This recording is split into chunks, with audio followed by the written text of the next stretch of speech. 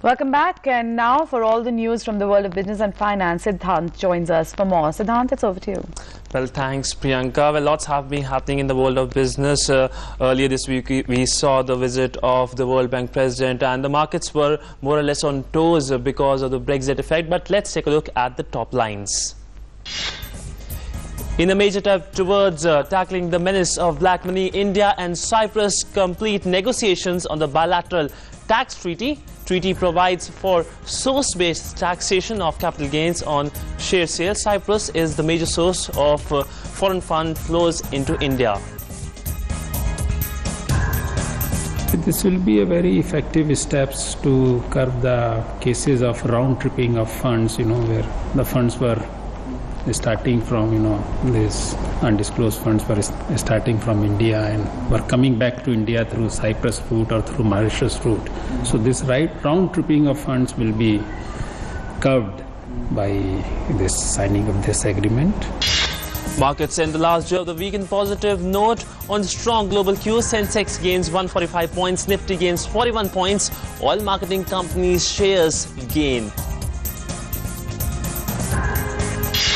India improves its ranking by 19 places on World Bank's Logistic Performance Index, jumps from 54th rank 2 years ago to 35th rank in 2016, goes past countries like New Zealand, Thailand, Saudi Arabia, Iceland and Indonesia. Prices of non-subsidized cooking gas (LPG) cut by 11 rupees per cylinder. Non-subsidized cooking gas now costs 537.50 rupees in Delhi. Aviation turbine fuel prices cut by 5.5%. IMF warns of repercussions for global economy due to Brexit. IMF says Britain's decision to leave the European Union has created significant uncertainty, and it will have repercussions not only for the UK and Europe but also for the global economy. Well, some news from the aviation sector. The government today unveiled the final details of the Regional Connectivity Scheme, or RCS. The Regional Connectivity Scheme has been touted as the centerpiece of the National Civil Aviation Policy approved by the Cabinet on 15th of June. The government aims through the policy that the flying could be easier for the masses, making it affordable and convenient. Let's take a look at this report. After the new aviation policy, another major announcement.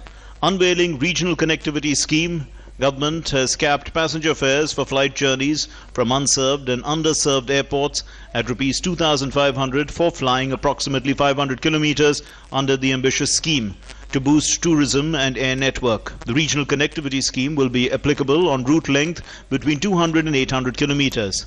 However, no limit has been prescribed for hilly, remote island and security-sensitive regions. The idea is to connect these unconnected places, or underconnected as we call them, and make them viable options for flying in the near future. So this is the idea. So the whole scheme has evolved like that. RCS will come into effect in the second quarter of 2016-17. But the change in ATF, or aviation turbine fuel prices, could see a change in the 2,500 figure.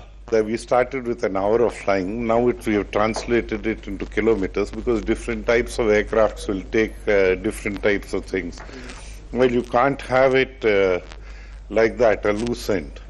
So kilometers is more definite. So that has been translated like that. Centre will contribute in the scheme by providing concessions to the tune of 2% excise on value-added tax and service tax at 1/10 of the rate. Apart from it, no landing charges, parking charges and terminal navigation landing charges will be imposed for Regional Connectivity Scheme flights.